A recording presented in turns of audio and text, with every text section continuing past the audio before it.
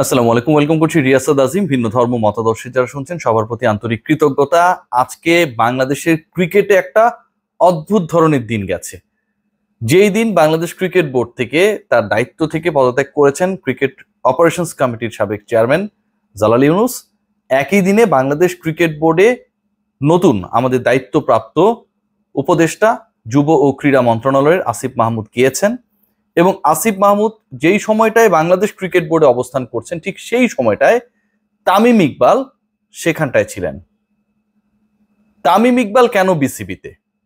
আসিফ মাহমুদ এবং তামিম ইকবাল পুরো বিসিবি চষে বেরিয়েছেন, প্রত্যেকটা স্ট্রাকচার ঘুরে দেখেছেন, একাডেমি থেকে শুরু করে, জিম থেকে শুরু করে, প্রেসিডেন্টস বক্স থেকে শুরু করে, প্রেস কনফারেন্স রুম থেকে শুরু করে, মেইন ফিল্ড থেকে শুরু করে, এমন কোনো গুরুত্বপূর্ণ স্থাপনা নাই যেখানটায় Tamim Iqbal lead from the front Asif মাহমুদকে পুরোটা পর্যবেক্ষণে হেল্প করেছেন।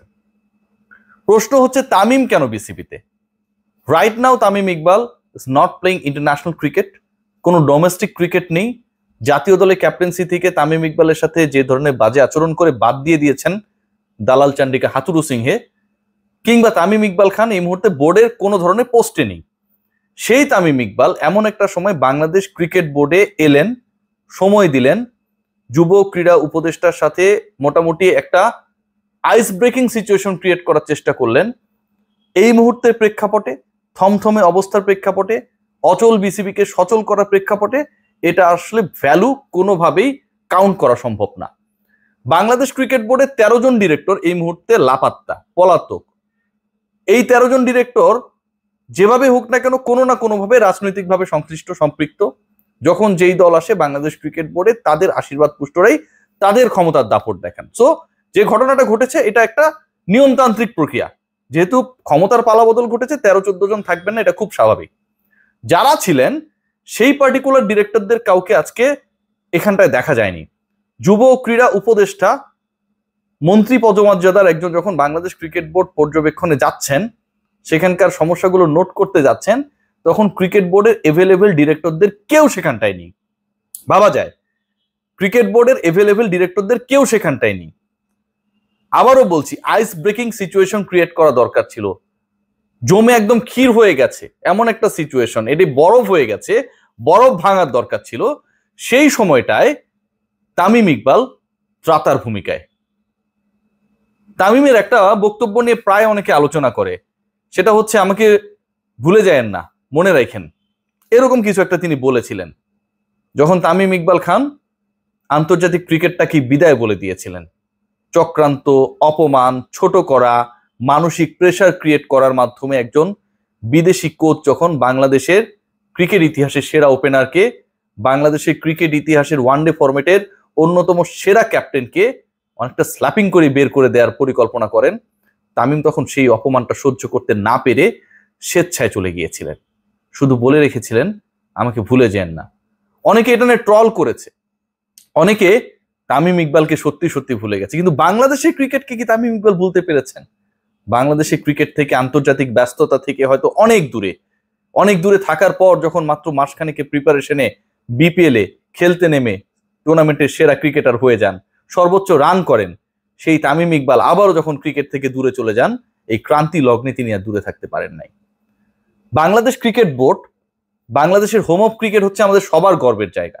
দলমত নির্বিশেষে, বর্ণ নির্বিশেষে, রাজনৈতিক মতাদর্শ নির্বিশেষে, ঠিক সেই জায়গাটায় যখন স্থবিরতা, ক্রিকেট বোর্ডের প্রেসিডেন্ট সহ অন্যরা যখন পলাতক, ঠিক তখন ক্রিকেট বোর্ডকে দেখানো, ক্রিকেট বোর্ডের অবস্থানটা কোথায়, ক্রিকেট বোর্ডের কি আছে কি নেই, এই যে জিনিসগুলোকে সামনে নিয়ে আসা ক্রীড়া উপদেষ্টার সামনে, যিনি আগামী সময়টায় বাংলাদেশের যুব ক্রীড়া মন্ত্রণালয় চালাবেন, শ্রম ও কর্মসংস্থান মন্ত্রণালয়ের দায়িত্বও তিনি এই মুহূর্তে রয়েছেন। সো এই কাজটা করার মতো কেউ ছিল না ভাই। পাপন ভাই বলে মিছিল করার লোকের কোনো অভাব নাই যখন তিনি এভেলেবেল ছিলেন, পাওয়ারে ছিলেন।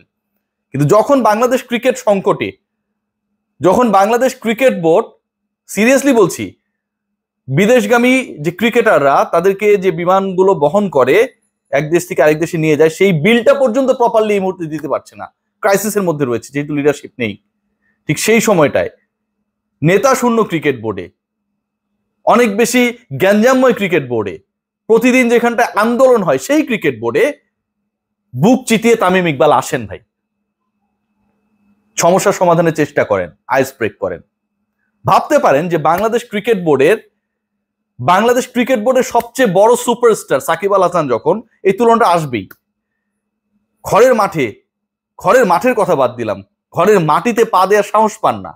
আমি ব্রেক করেছিলাম নিউজটা, আপনারা বলেছেন আমার সব কথাই ভুয়া হয় না ভাই। যে তিনি সরাসরি পাকিস্তানে খেলতে যাওয়ার আবদার করেন, দেশে আসবেন না, সেরকম কিছু একটা করেন। ঠিক তখন খেলার বাইরে থাকা, ঠিক তখন আমাকে যেই বাবা বিরিয়ানি খাওয়ায়, ঠিক তখন যিনি হচ্ছে ড্রামা কুইন হিসেবে অনেকের কাছে অনেক বেশি আলোচিত, সেই তামিম ইকবাল ঠিকই ক্রিকেট বোর্ডে গেছেন, ক্যাপ্টেন হবার জন্য যান নাই। আসিফ মাহমুদের সেই অপরচুনিটি নেই তামিম ইকবালকে কালকে ক্যাপ্টেন বানিয়ে দেবে, এটা বিসিবির ডিসিশন।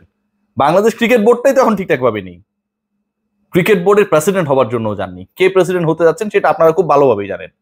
শুধুমাত্র আত্মার টানে সেখানটায় গিয়েছেন, পরিবেশটাকে ঠিক করার জন্য সেখানটায় গিয়েছেন।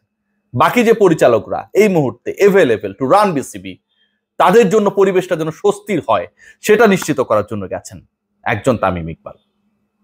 আমরা হয়তো অনেক ছবি দেখি, আমরা অনেক ভিডিও ক্লিপস দেখি তামিম হেঁটে বেড়াচ্ছেন, আমরা অনেকভাবে মজা নিই যে আজকে সাকিব আল হাসান ওখানটায় প্র্যাকটিস করছেন, তামিম ইকবাল যুব ক্রীড়া উপদেষ্টার সাথে ঘুরে বেড়াচ্ছেন।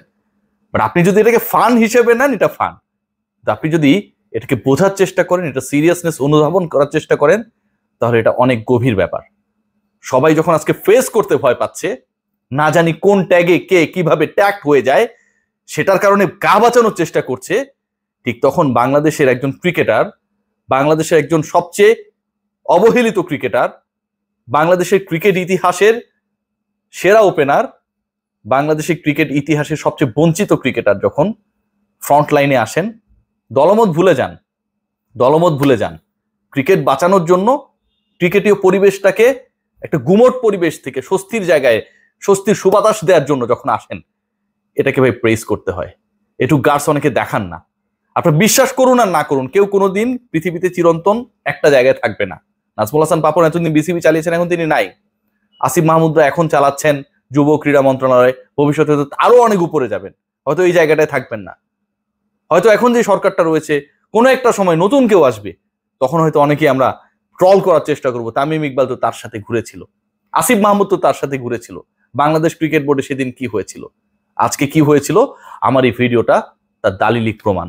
গুমোট একটা পরিবেশ, সবাই যেতে যেখানে ভয় পায়, বাইরে যেখানে প্রতিদিন আন্দোলন হয়, যেখানকার পরিচালকরা পলাতক, প্রেসিডেন্টকে কেউ রিচ করতে পারে না, যেখানে ক্রিকেট বোর্ডের এত টাকা থাকার পরেও ক্রিকেটারদের বিমান ভাড়ার টাকা পরিশোধ করানোর জটিলতায় পড়তে হয়, ঠিক তখন ক্রিকেট থেকে দূরে থাকা, বঞ্চিত, অবহেলিত, লাঞ্ছিত একজন cricketer Tamim Iqbal ice break করার জন্য ঠিকই হোম অফ ক্রিকেটে ছুটে আসেন, খেলতে না, ক্যাপ্টেন হতে না, ডিরেক্টর হতে না, হৃদয়ের টানে। সবাই ভালো থাকবেন।